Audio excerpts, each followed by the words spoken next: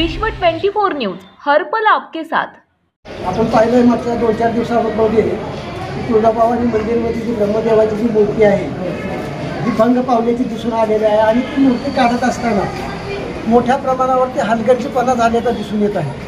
आणि या ज्या मूर्ती आहेत तुळजाभवानी मंदिरमध्ये या उपदेवतांच्या मूर्त्या ही अनादी कालापासून शेकडो वर्षापासून या ठिकाणी आहेत आणि आज विकासाच्या नावावरती किंवा विकास करत असताना या मूर्ती हलवल्या जात आहेत।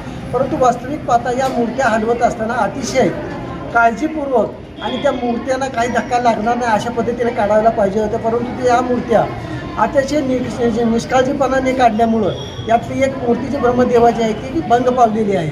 वास्तविक पाहता की असं व्हायला नको आहे आणि या मूर्त्या ज्या आहेत त्या अशा अडगाळीच्या ठिकाणी नेऊन ठेवल्या गेलेल्या आहेत की जेणेकरून त्याची पूजा वगैरे होणार करणार नाही, परंतु विधिवत दररोजची जी पूजा आहे ती त्या मूर्तीची होणार नाही, परंतु मंदिरात आणण्याचा त्यांचा प्रयत्न चालू आहे असं ऐकण्यात आलेलं आहे।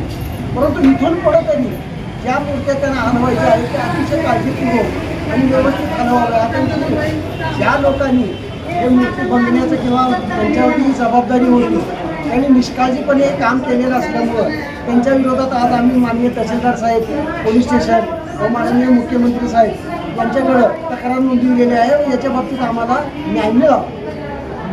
तुळजापूर यांच्या वतीने तहसीलदार साहेबांना आणि आपले पोलीस निरीक्षक साहेबांना निवेदन देण्यात आले आहे की आपल्या ज्या मंदिर परिसरातील ज्या उपदेवता आहेत त्या उपदेवता काढण्याचं काम या मंदिर प्रशासनाच्या प्रशासकीय अधिकाऱ्यांनी केलेलं आहे, धार्मिक व्यवस्थापकांनी केलं आहे। तर त्या मूर्त्या विधिवत तुम्ही काढलेल्या आहेत का, आणि जर त्या काढल्या असतील तर तुम्ही त्यांना बसवण्याची कुठं सोय केलेली आहे आणि त्या पापनाशी ठेवलेलं असं आमच्या निदर्शनात आलेलं आहे। तर त्या मूर्त्याचं व्यवस्थित जतन आणि त्याच्या पूजा विधिवत होणं गरजेचं आहे। परंतु ह्या मूर्त्या काढत असताना एक ब्रह्मदेवाची मूर्ती जी अनादी कालापासून 700-800 वर्षापूर्वीचा त्याचा संदर्भ लागतो आपल्या इतिहासामध्ये तुळजाभवानी मंदिराच्या, तर ही मूर्ती भंग पावलेली आहे। काढताना ती मधून अर्धी तुटलेली दिसत आहे। तर या भंग पावलेल्या मूर्ती जे दोषी अधिकारी आहेत, जे प्रशासकीय अधिकारी आहेत, त्यांच्यावर कारवाई होणं गरजेचं आहे। जर याच्यावर कारवाई नाही झाली तर आम्ही तीव्र आंदोलन छेडू।